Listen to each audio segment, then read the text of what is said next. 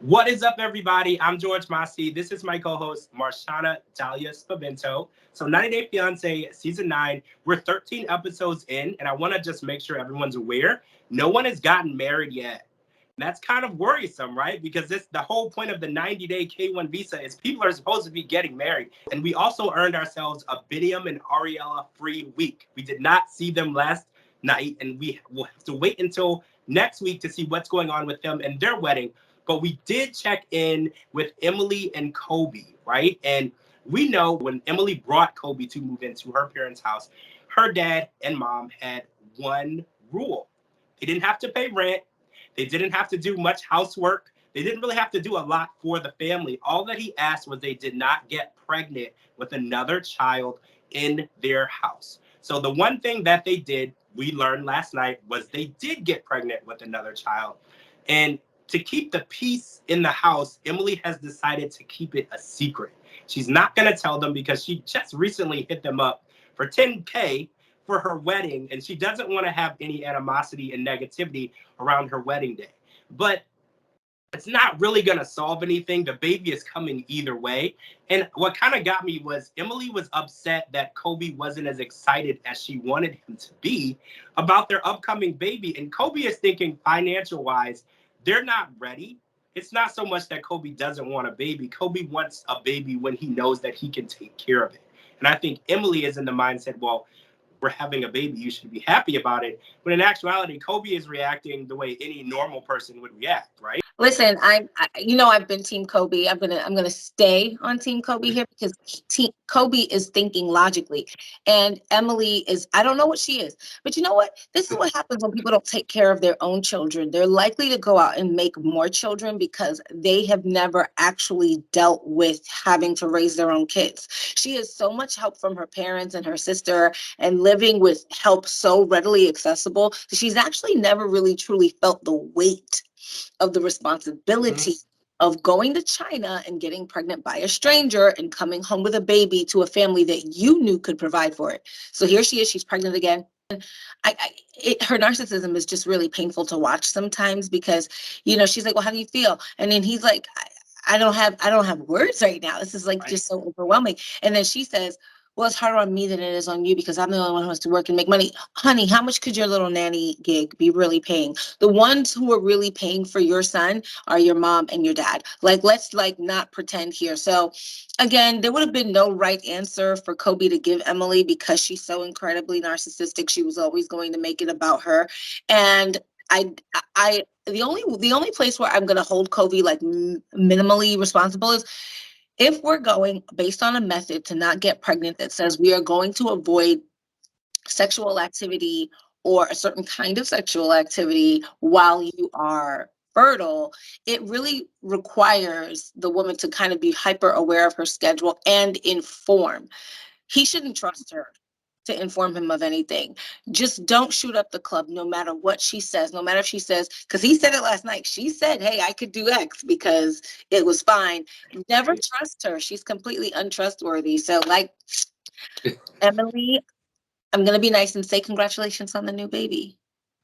Oh yeah, congrats on the new baby. We're happy your family is growing. I hope your parents are excited now. I'm sure when they actually found out they were very upset, but I'm sure that they're excited now for their new grandbaby. So speaking of babies, let's talk about Patrick and Thais because that's something they've never talked about. In fact, they're still on the telling her dad subject.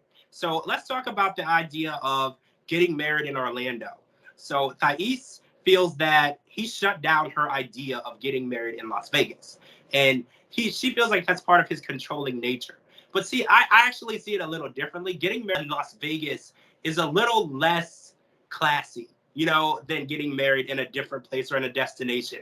And I know for someone who's not from America, they might not see it that way. Las Vegas is a tourist attraction, and they might see it as somewhere cool or interesting and going to the little wedding chapel in Vegas. But I see it as a little less classy. It's something that you do when you're trying to hide something.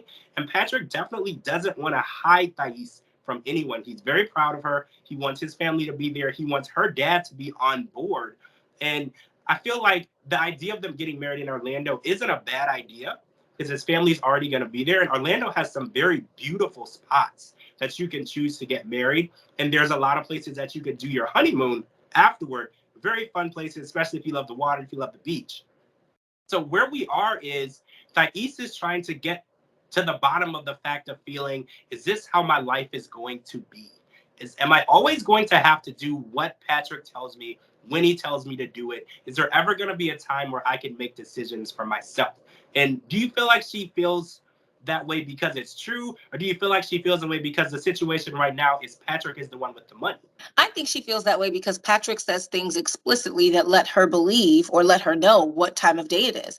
He said, listen, you're even lucky that I'm even talking to you about this, because what I could do, because I'm paying for everything, I could just book it and you would have to go along with it. So he's very, very, very aware of the power that he has as the person who is the only one who can work. I don't think that Thais doesn't want to work or whatever. She's just not able to. I think, and even he confessed to John that he's having a hard time being the one paying for everything.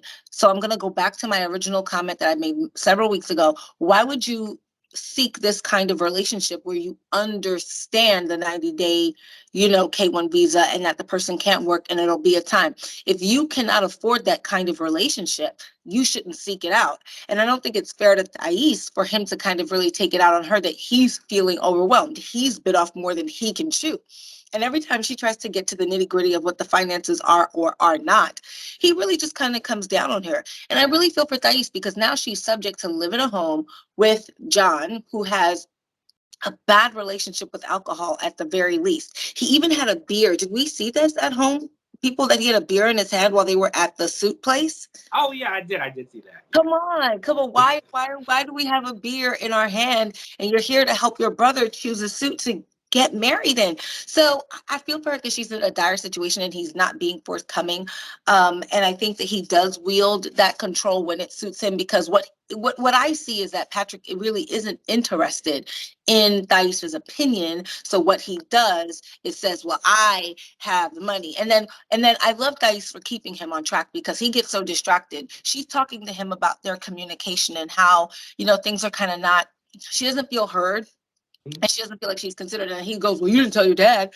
You didn't tell your dad. It's like every time he wants to avoid a conversation about her feelings and how she feels like he's a little bit controlling, he deflects. So I'm actually excited for next week to see her actually tell her father, because then what excuse will you have then, Patrick? Yes, there's no leverage now. Now that her dad, Carlos, will know, there's no leverage. Now him being controlling and telling her what she can and can't do and when and how high she can jump will never be justified because he has no leverage on her. And I'm kind of excited to see the dynamic of their relationship when she doesn't owe him anything. All right, so I want to talk about Carla and Guillermo, right? So we know that Guillermo has had doubts about Carla and their relationship since the beginning.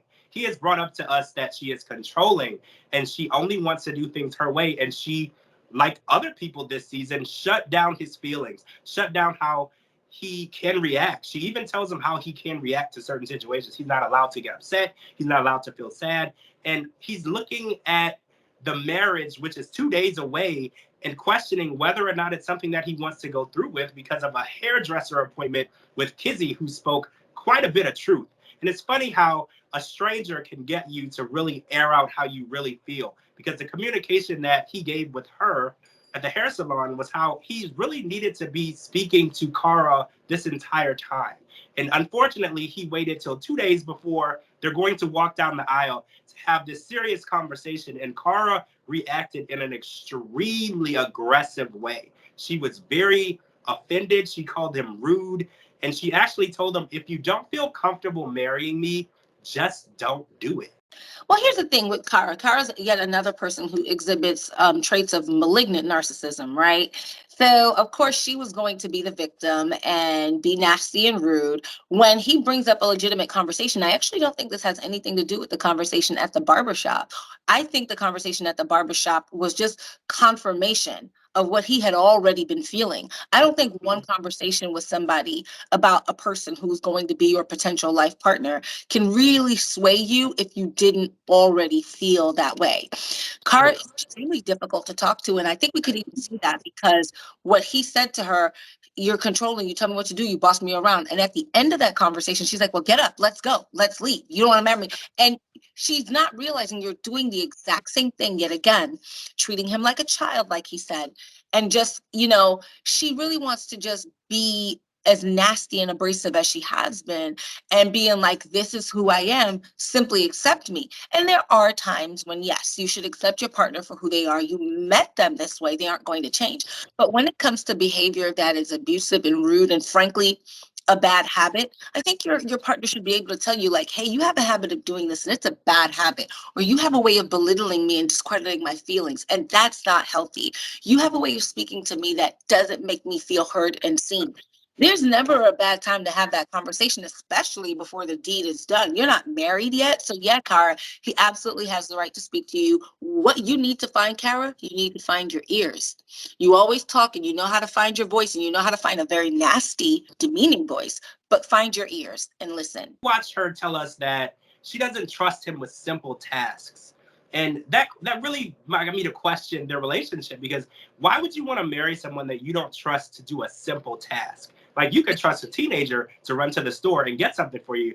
You're going to marry a 23-year-old man who you don't trust to go and get his own haircut? I question her in this relationship just as much as he is questioning her, because she has accepted that he can't do certain normal minimal tasks, and she's accepted that. Well, here's the thing. Guillermo can do simple tasks. He can. She's a micromanager. What does that have to do with Guillermo? Absolutely nothing. I'm going to go back to Guillermo made his way out of Venezuela over to the Dominican Republic and to the United States, and has supported himself the entire way. Okay, so he can do simple tasks. Not only can he do simple tasks, he can do hard, difficult tasks. She just likes to micromanage, and she uses her micromanaging ability as a means to control and manipulate him. It's just another arm of her hyper controlling personality. It's not that he's incapable. I don't care that he's 23. You're not going to tell me at his age, with all that he's accomplished, that he can't do it. He absolutely can. All right, guys, we've run out of time. We got to come back with part 2. We are still talking about prenuptial agreements with Bilal and Chida. And Jabri and Miona have finally decided on an actual wedding. And Muhammad has basically let Eve have it. And we got to talk about all of it. All right, guys, I'm George Mossey. This is my co-host, Marshana Dahlia, 90 Day Fiance, Season 9, Episode 13 podcast. This was part 1. We'll talk to you all really soon.